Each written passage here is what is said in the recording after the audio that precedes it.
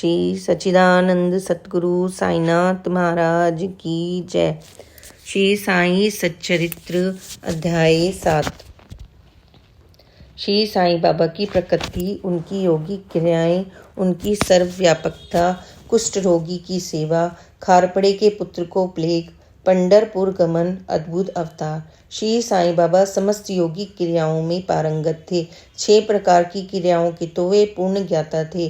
6 क्रियाएं जिनमें धोती, खंड योग और समाधि आदि भी सम्मिलित है। यदि कहा जाए वे हिंदू थे तो वे आकृति से यवन प्रतीत होते थे। कोई भी यह निश्चय पूर्वक नहीं कह सकता कि वे हिंदू थे या यवन। वे हिंदुओं का रामनवमी उत्सव यथाविधि मनाते थे। साथ ही मुसलमानों का चन्नो उत्सव भी वे उत्सव में दंगलों को प्रोत्साहन तथा विजेताओं को पर्याप्त पुरस्कार देते थे। गोकुल अष्टमी को वे गोपाल काला उत्सव भी बड़ी धूमधाम से मनाते थे। ईद के दिन वे मुसलमानों को मस्जिद में नमाज पढ़ने के लिए आमंत्रित किया करते थे। एक समय मुहर्रम के समय पर मुसलमानों ने मस्जिद में ताजिए बनाने तथा कुछ दिन तक वहां रखकर फिर जुलूस बनाकर गांव से निकालने का कार्यक्रम रचा। श्री साईं बाबा ने केवल 4 दिन तक ताजियों को वहां रखने दिया और फिर बिना किसी राग द्वेष के 5वें दिन वहां से हटवा दिया। यदि कहें कि वे यवन थे तो उनके कान छिदे हुए थे, और यदि कहें कि वे हिंदू थे तो वे सुनता कराने के पक्ष में थे। यदि कोई उन्हें हिंदू घोषित करे तो वे सदा मस्जिद में ही निवास करते थे, और यदि कोई यवन कहे तो वे सदा वहां धुनी प्रज्वलित रखते थे तथा अन्य क्रम जो कि इस्लाम धर्म के विरुद्ध हैं, जैसे चक्की पीसना, शंख तथा घंटानाद, होम आदि कर्म करना, अन्नदान और अर्घ्य द्वारा पूजन आदि सदैव वहां चलते ही रहते थे। यदि कोई कहे कि वे यवन थे तो कुलीन ब्राह्मण और अग्निहोत्र भी अपने नियमों का उल्लंघन कर सदा उनको साष्टांग नमस्कार किया करते थे। जो उनके स्वदेश का पता लगाने गए उन्हें अपना प्रश्न ही विस्मृत हो गया तथा वे उनके दर्शन मात्र से मोहित हो गए। अस्तु इसका निर्णय कोई भी न कर सका कि यथार्थ में साईं बाबा हिंदू थे या यवन। इसमें आश्चर्य ही क्या है। जो व इंद्रियजन्य सुखों की तिलांजलि देकर ईश्वर की शरण में आ जाता है तथा जब उसे ईश्वर के साथ अभिन्नता प्राप्त हो जाती है तब उसकी जाति पाति नहीं रह जाती। इसी कोटि में थे श्री साईं बाबा। वे जातियों और प्राणियों में किंचित मात्र भी भेदभाव नहीं रखते थे। फकीर के साथ वे आमिष और मछली का सेवन भी कर लेते थे। कुत्ते भी उनके भोजन पात्र में मुंह डालकर स्वतंत्रता पूर्वक खाते थे, परंतु उन्होंने कभी कोई भी आपत्ति नहीं की। ऐसा अपूर्व और अद्भुत श्री साईं बाबा का अवतार था। गत जन्मों के शुभ संस्कारों के परिणाम स्वरूप ही मुझे उनके श्री चरणों के समीप बैठने और उनके सत्संग का लाभ उठाने का सौभाग्य प्राप्त हुआ। मुझे जिस आनंद व सुख का अनुभव हुआ उसका वर्णन मैं किस प्रकार से कर सकता हूँ।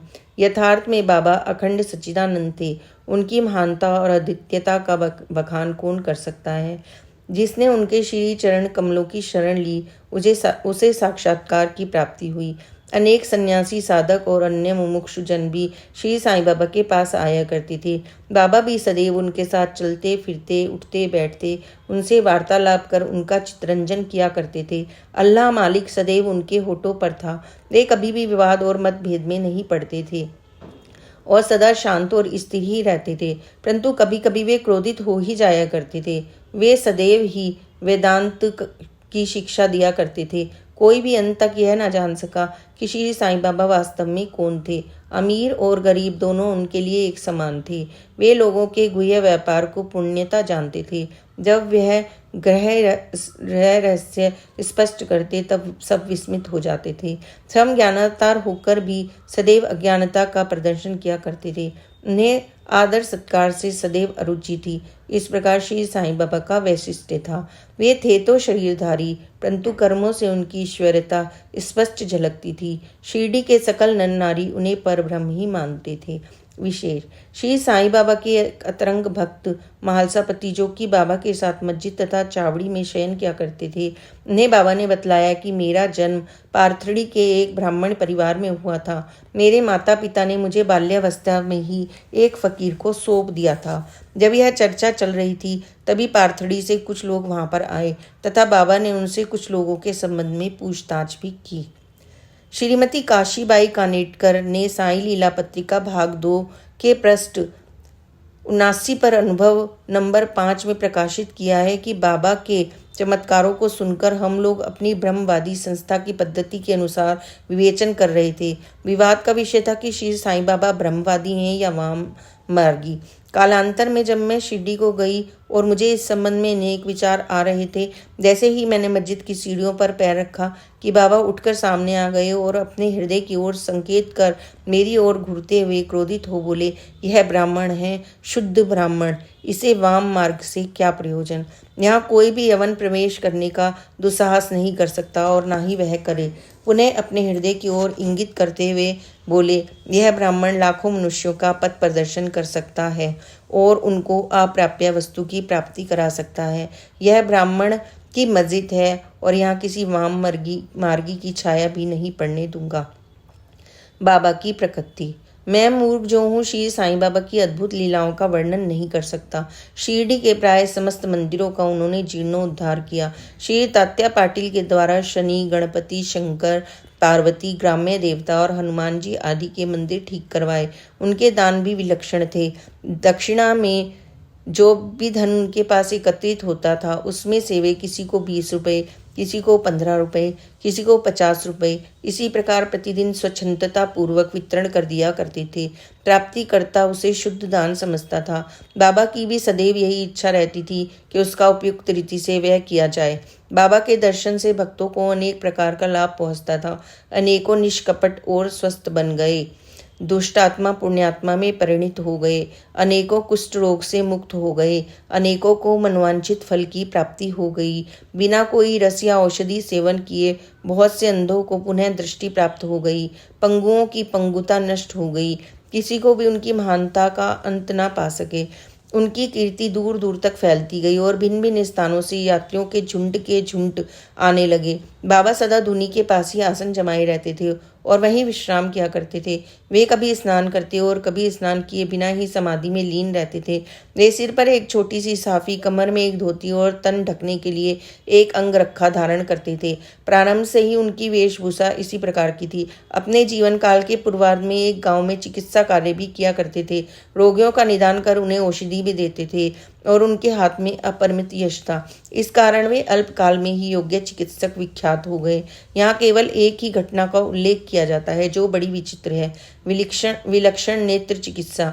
एक भक्त की आंखें बहुत लाल लाल हो गई, उन पर सूजन भी आ गई थी। शिरडी सरीखे छोटे ग्राम में डॉक्टर कहाँ। तब भक्तगण ने रोगी को बाबा के समक्ष उपस्थित किया। इस प्रकार की पीड़ा में डॉक्टर प्राय लेप, मरहम, अंजन, गाय का दूध और कपूर युक्त औषधियों का ही प्रयोग करते हैं, पर बाबा की औषधि तो सर्वथा ही भिन्न थी।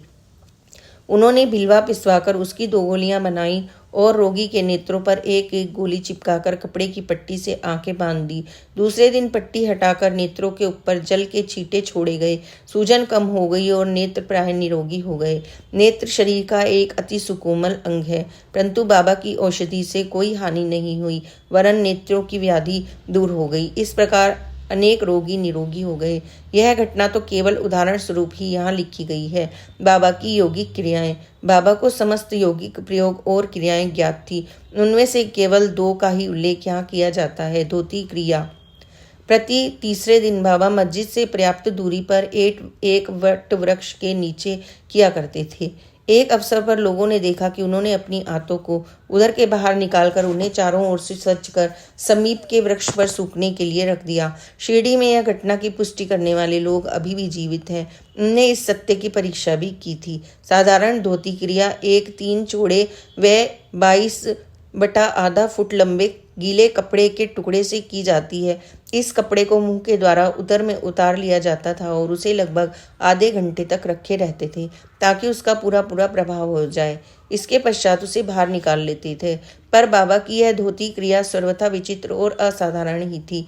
खंड योग। एक समय बाबा ने अपने शरीर से अवयव पृथक पृथक कर मस्जिद के भिन्न भिन्न स्थानों में बिखेर दिए।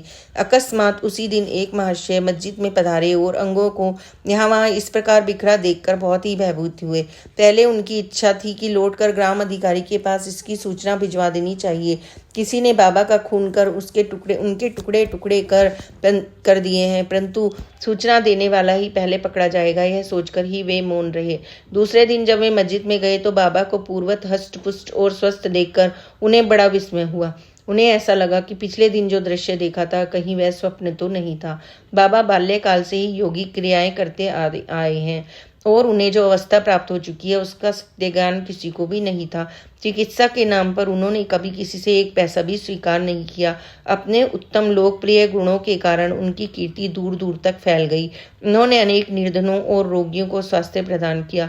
इस प्रसिद्ध डॉक्टरों के डॉक्टर ने कभी अपने स्वार्थ की चिंता न कर अनेक विघ्नों का सामना किया तथा असहनीय वेदना और कष्ट सहन कर दूसरों की भलाई की और उन्हें विपत्तियों में सहायता पहुंचाई। वे सदा पर कल्याणार्थ चिंतित रहते थे। ऐसी ही एक घटना नीचे लिखी जाती है जो उनकी सर्वव्यापकता तथा महान दयालुता की द्योतक है। बाबा की सर्वव्यापकता और दयालुता। सन 1910 में बाबा दीपावली के शुभ अवसर पर धूनी में समीप ही बैठे हुए अग्नि ताप रहे थे और साथ ही साथ धूनी में लकड़ी भी डालते जा रहे थे। धूनी प्रचंडता से प्रज्वलित थी। कुछ समय पश्चात उन्होंने लकड़ियां डालने के बदले अपना हाथ ही धूनी में डाल दिया और उनका हाथ बुरी तरह से झुलस गया। नौकर माधव तथा माधवराव देशपांडे ने बाबा को धूनी में हाथ डालते देखकर तुरंत ही दौड़कर उन्हें बलपूर्वक पीछे खींच लिया। माधवराव ने बाबा से कहा, देवा, आपने ऐसा क्यों किया? बाबा सावधान होकर बोले, यहाँ से कुछ दूरी पर एक लुहारिन जब भट्टी धोक रही थी, उसी समय उसके पति ने उसे बुलाकर कमर में बंधे हुए शिशु का ध्यान छोड़कर